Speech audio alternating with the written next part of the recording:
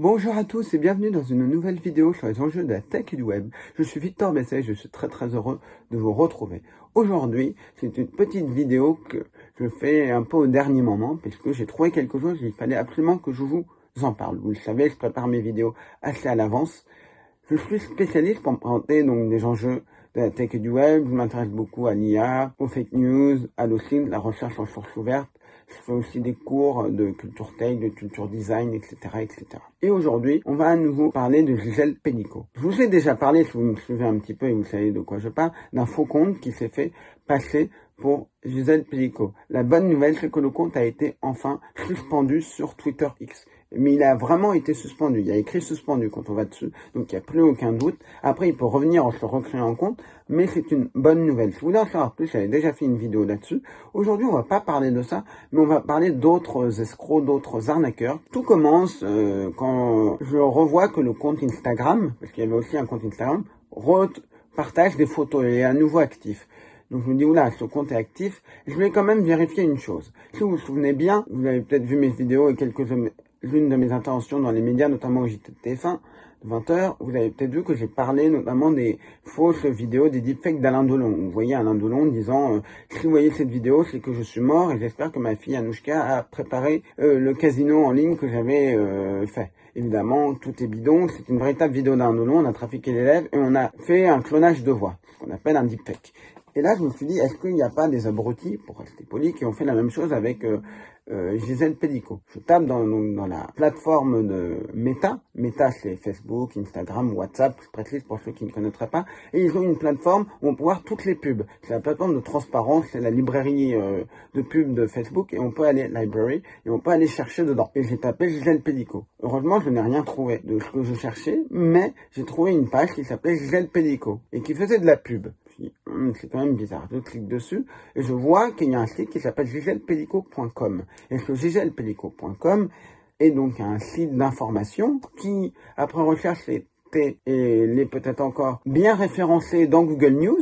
Donc ça veut dire qu'on tape Gisèle Pelicot, on peut potentiellement tomber dessus. Il était en anglais et ça publiait des tonnes et des tonnes d'articles en lien avec l'affaire Gisèle Pelicot. Gisèle Pelicot a déclaré ça, il s'est passé ça. Et souvent aussi des titres un peu, ce qu'on appelle putaclic, pour attirer l'attention et qu'on ait envie de cliquer dessus. Une chose que j'ai remarqué, c'est que tous les articles avaient des images générées par intelligence artificielle comme image de couverture. Donc l'image principale de l'article, c'était d'ailleurs la seule image qu'il y avait dans cet article, était générée par IA. Au point même que certaines images étaient censées représenter Gisèle Pelicot, mais ça ne la représentait pas du tout. Donc, de là, en voyant que toutes les images étaient générées par IA parce qu'il y avait des défauts, notamment des fois il y avait quelqu'un qui tenait un journal et on voyait bien que les textes sont tout petits. Ben, c'était pas des lettres de notre alphabet, ça ressemblait à rien alors que le reste était censé être en anglais. C'était un des défauts de l'IA. Je crois qu'il y avait aussi des problèmes des fois avec les mains, mais c'était surtout les textes en tout petits qui posaient problème et qui faisaient dire ah bah oui, là il y a un problème, c'est forcément de l'IA. Ce qui laisse penser que les textes aussi étaient générés par IA. Parce qu'avant de faire ce genre d'arnaque, je parle de manière générale, de pouvoir avoir des sites qui pouvaient générer du contenu avec de l'IA, images et textes, ce qui se passait, c'était le copier-coller traduction. Et là aussi, c'était bien référencé dans Google. Qu'est-ce que c'est le copier-coller traduction? C'est un terme que j'ai trouvé, que j'ai inventé. C'est en fait vous preniez un article là, imaginez, vous preniez un article en français, vous le copiez en une autre langue, la langue en indonésien, par exemple, pour cet exemple, vous allez comprendre pourquoi. Et après, vous faisiez un article et vous aviez un site avec que des articles comme ça. Vous preniez un article, vous le traduisez de manière automatique, évidemment, vous vous embêtez pas, et vous le mettiez en indonésien, ou en anglais, ou en allemand, ou en espagnol, ou en italien, ou en portugais, etc. Vous avez un petit peu compris le truc. Et ça permettait de construire plein de sites, et le but de ces sites-là, c'était de générer du trafic et de générer des revenus, puisqu'il y avait de la pub, et évidemment, je le précise, mais ça paraît évident, plus il y a de gens qui visitent, plus les pubs vont être affichées, plus la personne qui fait le site va gagner de l'argent. Comment je les ai repérés, ces sites de copier-coller traduction? Un jour, mon travail avait été repris dans le Figaro, en ligne, et je vois que, quelque temps après, mon travail est repris dans un journal indonésien. Et là, je suis un peu surpris. Je regarde un petit peu l'article, et je vois qu'en dessous, il propose plusieurs autres articles. Et il y en a un, il y a l'image de tout anti-Covid en France. Et je suis là, est-ce que des Indonésiens, un journal indonésien s'intéresse à tous anti-Covid? Je me suis dit non, à moins que peut-être qu'en Indonésie, c'est été élevé comme un modèle et qu'on s'inspire de ça, mais ça m'a paru bizarre. Et j'ai un petit peu fouillé, et sur le site, j'ai trouvé une adresse mail dans le contact, je l'ai tapé dans Google, et là, je suis tombé, mais littéralement sur des centaines, et j'insiste bien sur des centaines de faux sites, d'informations, qui étaient dans toutes les langues, et c'est là que j'ai compris qu'il y avait une douille. Et puis certains étaient en français, certains d'autres étaient en anglais, certains d'autres dans toutes les langues, et ceux qui étaient en français, on voyait bien que le texte était très incohérent, c'était clairement de la traduction automatique. C'est pour ça que j'ai insisté sur le fait que c'était de la traduction automatique. Donc ça, je voyais. Donc pas de problème là-dessus. Certains, et c'est encore plus drôle, faisaient du copier-coller, traduction. C'est-à-dire, j'en ai vu un qui prenait un article en français, qui l'a traduit probablement en anglais, et après qu'il l'a retraduit en français, qu'il l'a mis sur son site. C'est quand même assez spécial. Et bon, là, ce site, on pourrait se dire, ok, c'est juste un site qui est là pour, malheureusement, se faire de l'argent sur le dos de cette affaire, en espérant avoir du trafic. Le site est en anglais. Les gens sont peut-être moins au courant, moins méfiants, et ils vont dire, ah cool, un site en anglais spécifiquement dédié à faire Gisèle Pelicot, je vais aller le lire. Ah ok, c'est intéressant. Et puis l'IA fait moins d'erreurs, de fautes, de syntaxe, de choses bizarroïdes que vous pourriez retrouver sur ces sites de copier-coller traduction. Donc là, on pourrait se dire, ok, sauf que souvenez-vous, comment je l'ai repéré ce site? Via une pub sur Facebook, dans la librairie des pubs de Meta, donc on rappelle Meta, Facebook, Instagram, WhatsApp, etc., je l'ai repéré là-dedans. Cette pub qui m'a amené sur une page Facebook. Et en scrollant sur la page Facebook, qu'est-ce que je vois? Bon, la publication de tous les articles, ou presque, pas les vérifier à chaque fois, mais quelque chose m'a interpellé, puisqu'à un moment, la page Facebook repartage une autre page. Une autre page liée à l'Écosse. Partage, c'était un post pour un kilt, vendre un kilt. Vous savez, des kilts écossais. Et j'étais là, mais d'où tu partages un truc pour un kilt? Et puis je regarde attentivement les images et je me dis, il y a un truc bizarre, on dirait de l'IA. Et en effet, c'était de l'IA. Je suis allé sur la page, toutes les photos qui étaient sur la page, c'était de l'IA. Il y avait en photo de couverture, en haut, de la photo, une rue qui me semblait londonienne ou écossaise ou anglaise. C'était de l'IA, puisque tous les textes des magasins, tout était cauchemardesque. Le texte, donc ça allait pas. Et puis, tous les produits vendus, c'était de l'IA. Il y avait le livre de, je crois qu'elle s'appelle Faubetan Plein, pardon si je écorche son nom, mais je l'ai plus en tête, qui est un livre, c'est une personne qui a fait des livres sur l'Écosse, et elle a fait un livre où elle parle des films qui ont été tournés en Écosse pour retrouver les lieux où ça a été tourné. Notamment, je crois qu'il y avait, même les séries peut-être. Je sais pas s'il y avait Game of Thrones, Le Seigneur des Anneaux, je vais pas dire de bêtises, et je sais qu'il y avait aussi les Monty Python, Sacré Graal. Et la couverture du livre était générée par IA. Comment je le sais? Puisque il y avait donc le titre qui était parfait, et quand ça voulait mettre les extraits des noms de films, il y avait écrit Monty Python. C'était tout à fait bizarre comment c'était écrit. Donc on voyait clairement qu'il y a quelque chose qui n'allait pas. À un moment, il y avait un jeu de plateau lié à l'Écosse, on voyait que c'était généré par IA, rien n'allait. Pourquoi? Au-delà du fait que c'est associé à Gisèle Pelicot, ce qui est absolument ignoble, au-delà de ça, une boutique qui vend des produits et qui met en avant ces produits, et c'est l'image qui sont mis en avant, c'est que de l'IA, vous avez quand même un petit doute sur le fait que vous allez bien recevoir le produit que vous avez commandé. J'ai compris que le site de Gisèle Pelicot et le vendeur, puisque ce vendeur lié à l'Écosse avait un site, étaient liés. Pourquoi? Déjà, on avait exactement le même design sur les deux sites.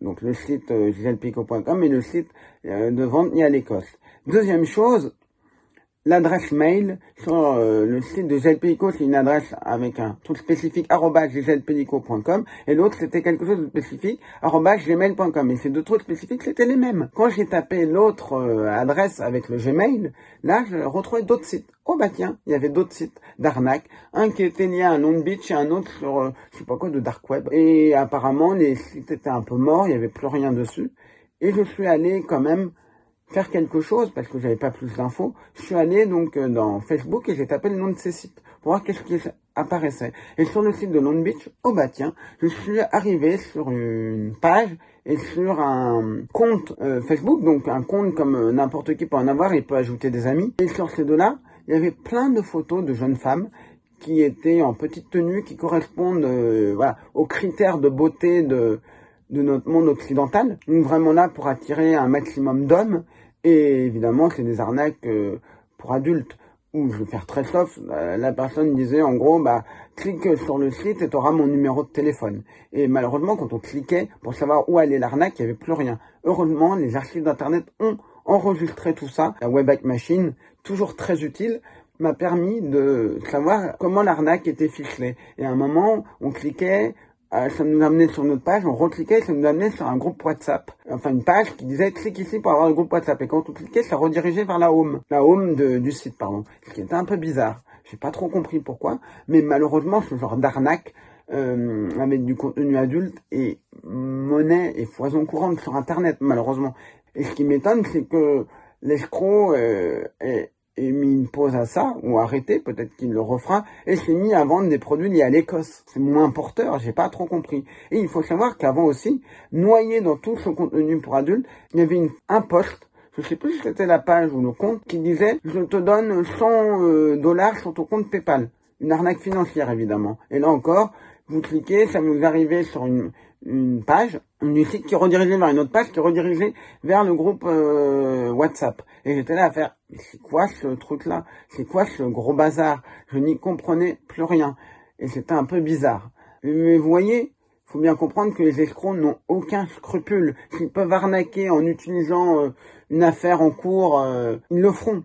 Donc soyez très très prudents, parce que ce genre d'arnaque, là, on voit bien qu'il y a un truc, on voit bien qu'il y a une douille, on voit bien qu'il y a un truc bizarre.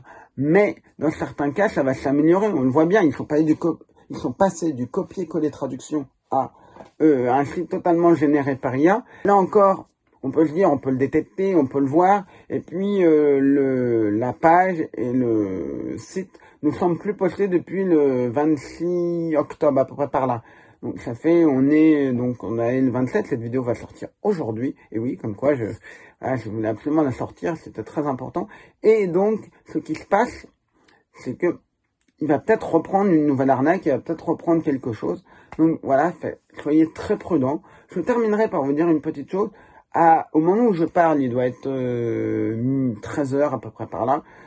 Donc aujourd'hui, regardez, au moment de la sortie de la vidéo, c'est le même jour.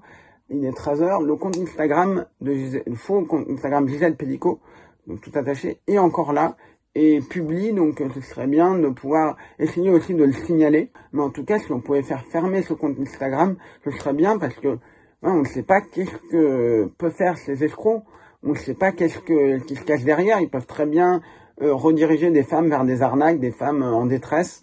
Ça peut être aussi faire de l'arnaque, mais si vous voulez en savoir plus, j'ai déjà fait une vidéo sur le sujet. Je vous remercie, j'espère que cette vidéo vous a plu. On se retrouve très prochainement pour une nouvelle vidéo sur quoi? Les enjeux de la tech et du web, normalement mercredi prochain. Et moi, je suis aussi en live quasiment tous les samedis sur Twitch pour vous parler des enjeux de la tech et du web. On fera peut-être même un débrief de cette vidéo samedi. Allez, salut!